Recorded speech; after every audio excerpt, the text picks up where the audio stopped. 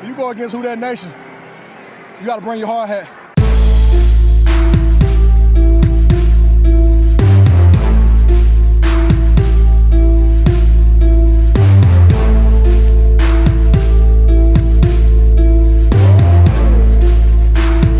What's good, y'all? It's your boy Merv, host of the Black and Gold Hour podcast, a podcast where we talk about none other than the New Orleans Saints. And today I'm here to quickly just recap some highs and lows and just my opinions on the New Orleans Saints and Green Bay Packers preseason matchup. First things first, New Orleans Saints fans, this Green Bay team is a well-orchestrated team. It's a well-put-together team. And if the New Orleans Saints want to get to the playoffs and eventually get to that Super Bowl, they're definitely going to have to hear about or go through the Green Bay Packers. So expect us to see them again this season, potentially in the postseason, if the New Orleans Saints get that far. First things first.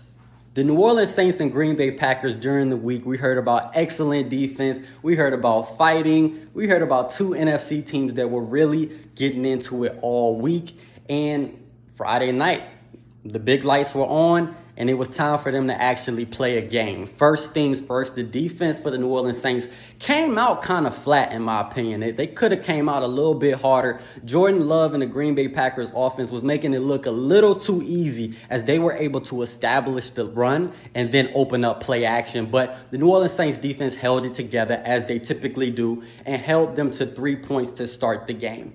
Then we heard about the man of the hour. He stepped on the field, the man everyone's been talking about all week. We saw Ian Book in the New Orleans Saints offense.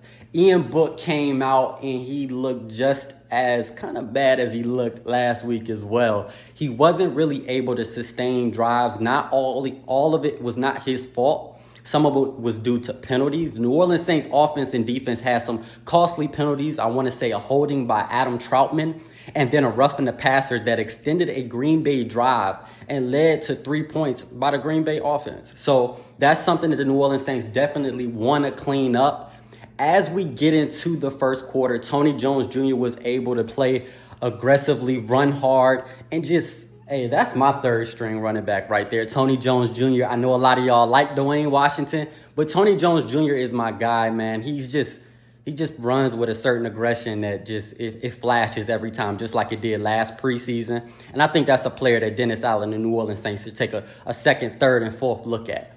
As we get to the end of the first quarter, we saw a field goal by our guy, Will Lutz. One of the best decisions Sean Payton made on his way out was Will Lutz. He kicked a 59-yard field goal in Lambeau against the wind to wrap up the first quarter. As we get into the second quarter, I want to note that there was another fumbled snap by Ian Book. I don't know what's going on between him and the center. I don't know what's happening, but they need to get that together pronto. But we were able to see Ian Book wrap up the second quarter with the touchdown to our guy, Chris Olave, the guy everybody's been talking about.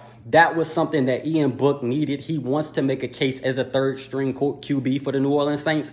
Andy Dalton already has the second-string spot wrapped up. Ian Book was able to score in the second quarter, and he also started the third quarter. So let's get into it. As we got to the third quarter, the offenses for both teams kind of started to slow down, and the defenses started to tighten up. One player that I do want to highlight is Blake Gilligan. This dude kicked an 81-yard punt, and I'm like, this dude is ready for mid-season. He postseason form. Like, this guy's going crazy. So that was something good to see on the special teams, both him and Will Lutz doing their thing as well. As far as another player that I definitely want to highlight is Abram Smith, running back. He was able to make some plays. Tony Jones Jr. is my guy, but Abram Smith was definitely able to make some plays against the Green Bay Packers. I like the way he was running. Decisive, good footwork, and he was able to hit the hole pretty hard. So that's a player that I was excited to see in the third quarter. He was definitely a highlight for sure.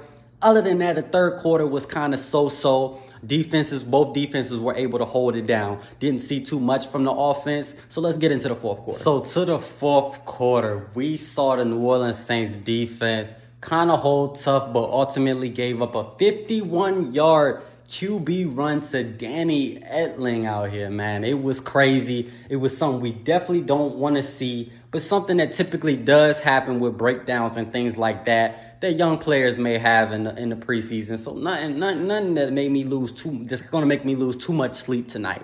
And then lastly, I want to talk about another QB who was rushing all over the place, Ian Book. Ian Book was, doing his best Michael Vick impression and trying to put the team on his back, as the broadcaster said, but he wasn't ultimately able to score points for the New Orleans Saints, and we ended up losing this game 20-10. Preseason game. A lot of our starters didn't play, but the Green Bay Packers are a great team. The New Orleans Saints are a great team as well, and I can't wait to see these two teams meet up later in the season. But thank you guys so much for watching my quick recap. Definitely going to try to do more quick recap videos and definitely give y'all my first-hand opinion. But overall, it was a good game for two competitive teams. Thank you guys for watching the Black and Gold Hour podcast. Have a good night, good morning, whatever time it is. Have a great weekend overall. Stay safe. Peace.